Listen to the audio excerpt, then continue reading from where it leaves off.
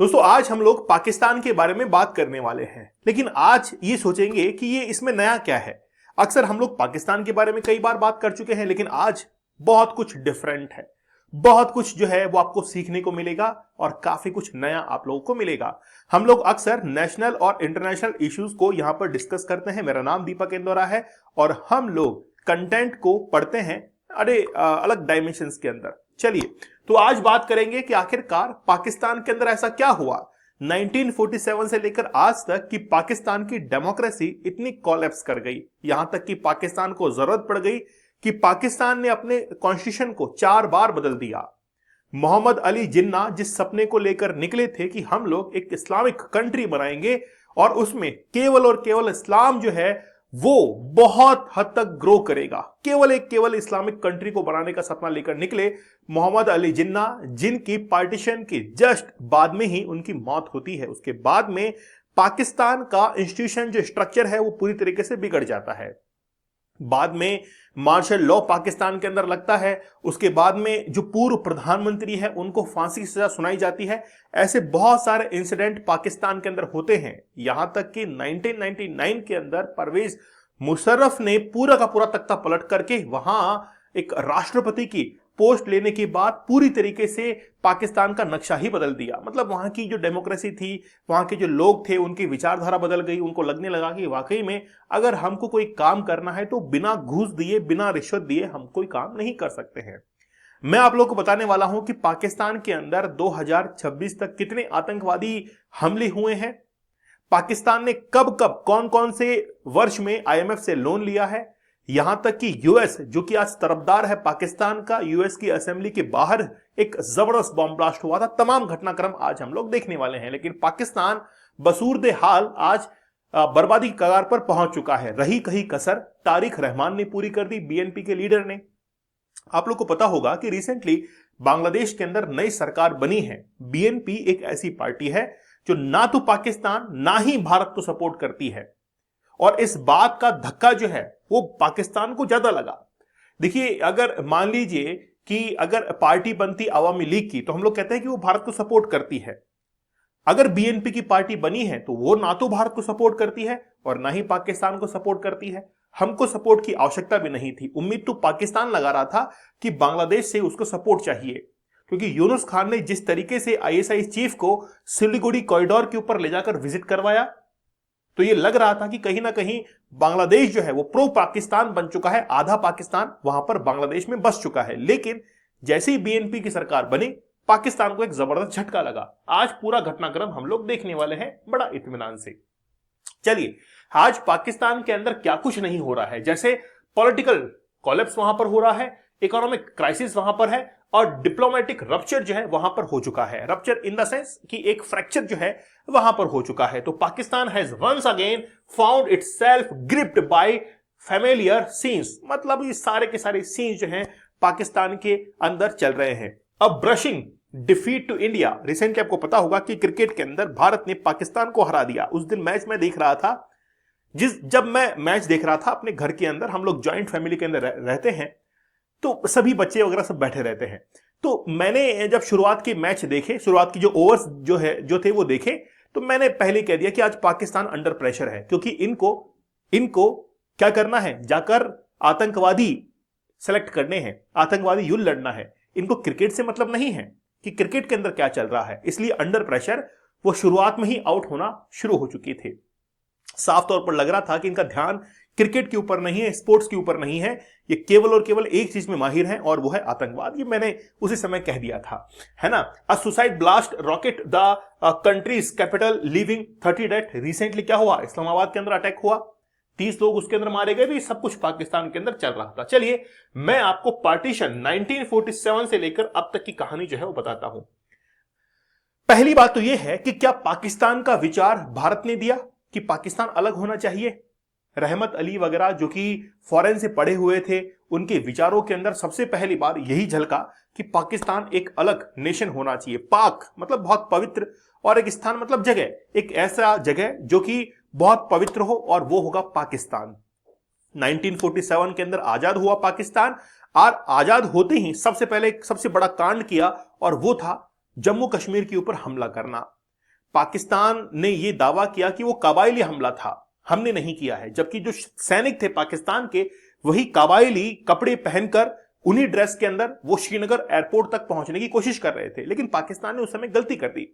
उस समय पाकिस्तान के जो लड़ाके थे, जो कबायली थे, वो बिजी हो गए कहां पर? कश्मीर के अंदर। आज कश्मीर को याद नहीं है, लेकिन कश्मीर को यह याद रखना चाहिए कि जिस समय पाकिस्तान ने कश्मीर के ऊपर हमला किया था सबसे पहले, उस समय पाकिस्तान के ही जो कबायली थे उन्होंने वहां की महिलाओं के साथ में रेप किया था।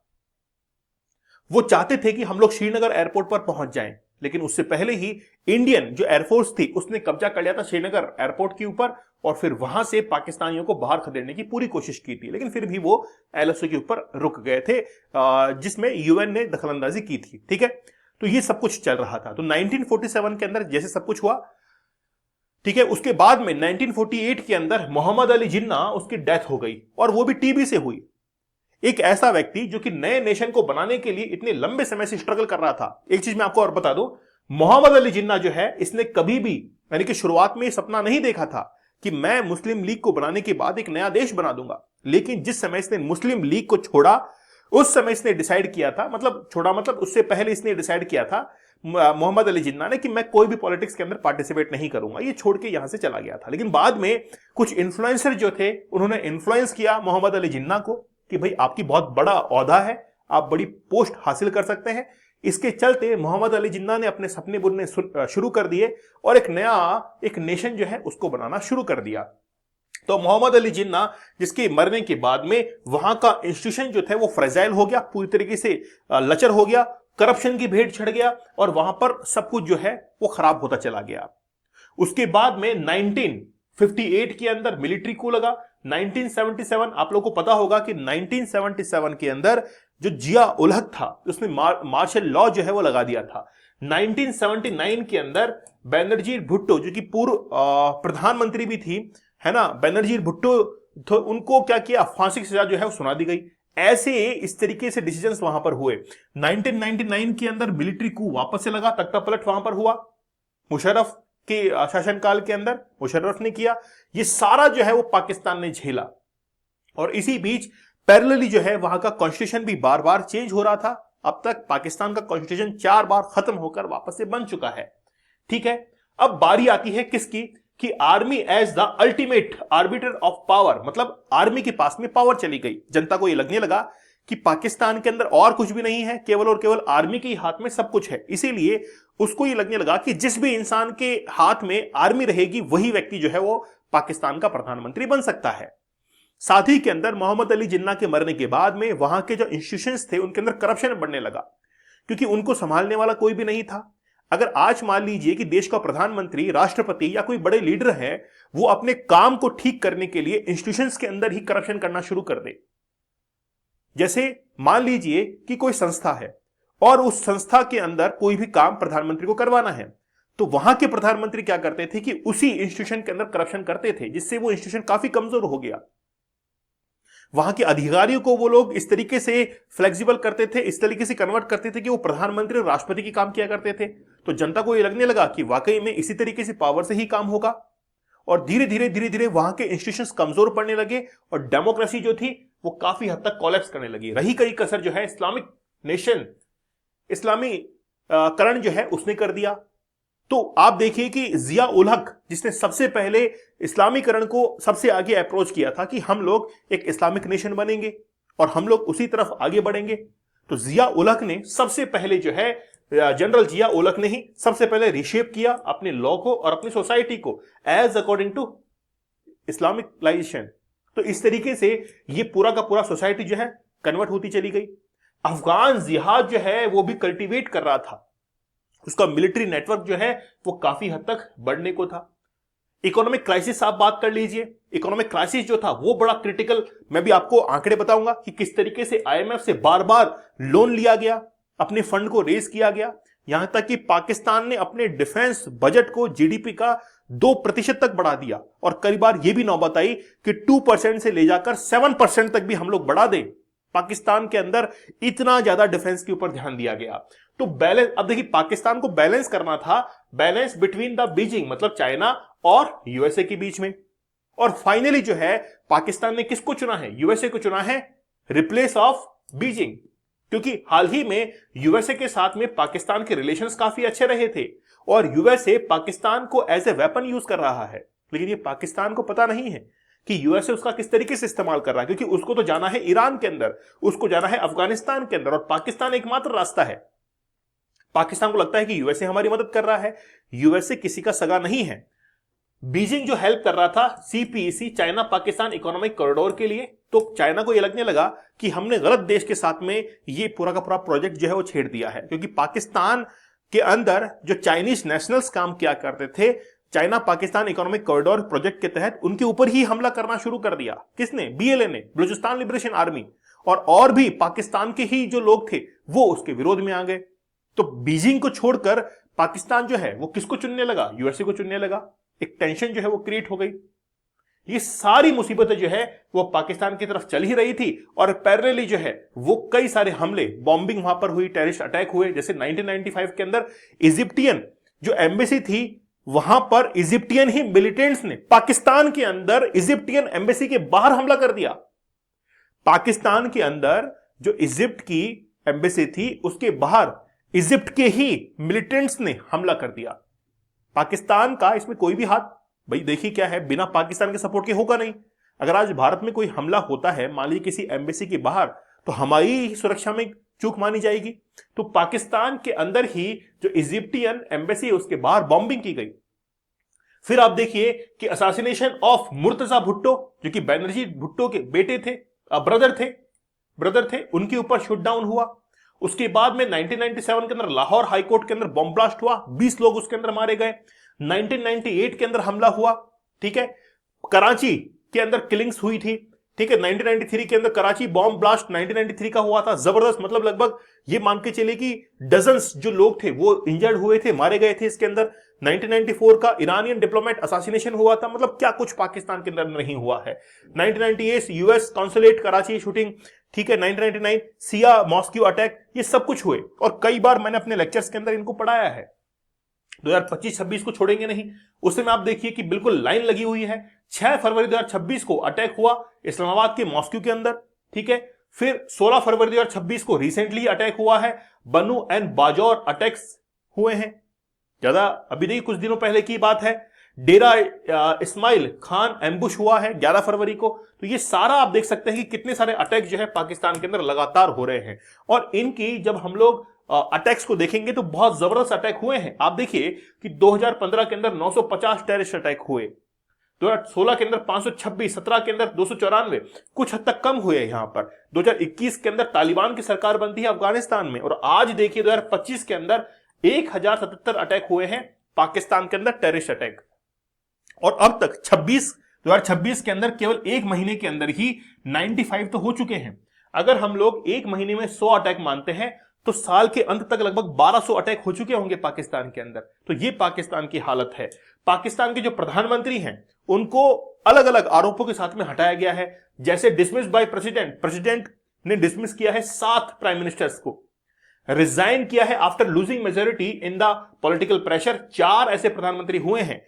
मिलिट्री कू लगाई है 3 बार military coup, disqualification by supreme court 2 प्रधानमंत्री ऐसे हुए हैं, removed by no confidence motion 1 प्रधानमंत्री और असैसिनेशन हुआ है 1 प्रधानमंत्री का। तो इस तरीके से प्रधानमंत्री कतार लगी हुई है। आज इमरान खान देख लीजिए, इमरान खान के लिए ये कहा जा रहा है कि वो व्यक्ति 80% तक ब्लाइंड हो चुका है, उसको ऐसी मेडिसिन जेल के अंदर दी जा रही है जिससे वो धीरे धीरे अंधा हो रहा है।